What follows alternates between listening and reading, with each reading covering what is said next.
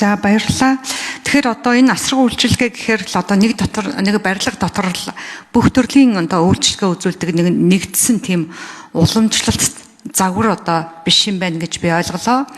Харин асрамжид одоо шаардлагатай иргэдийн нөхцөл байдалд одоо нийцүүлсэн гэртэн за тэгээ өдрөөр төр хугацаагаар хөдөлгөөнд хэлбэрээр гээд олон одоо ийм сувгаар хүргэх ийм одоо хууль болох нэ гэж ойлгож байна. Энэ загвартай одоо нөгөө жишгт би бас урд нь Солонгост бас яг энэ асрах үйлчилгээний ахмадын асрах үйлчилгээний чиглэлээр бас нэг явж бас судалж ирсэн дүүргийн засаг дарга багтаа.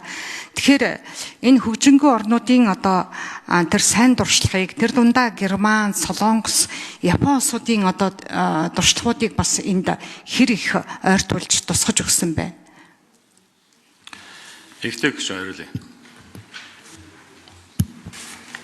За парламентын судалгааны хүрээлэнгээр судлуулсан байгаа. Тэгээ парламентын судалгааны хүрээлэн бол 6 улсын одоо энэ асрах үйлчилгээний хуулийн одоо нөхцөл байдлыг бол тандан судалсан байгаа. За миний бие бол өөрөө одоо Хятад улс болон Герман, за Япон улсын одоо энэ ахмад насны асрамжийн газруудаар бас ажиллаж тухайн үед бас явж исэн юм туршлагатай. Тэгэхээр ер нь бол Хятад улсын хувьд бол хүн ам олонтой учраас бараг хороолол болгонд ийм явуулын тогтмол байдаг. За гэрээр үйлчилдэг, авчирдаг ийм асрамжийн газрууд бол ажилуулдсан байна, өдрөөр үйлчилдэг гэх тээ.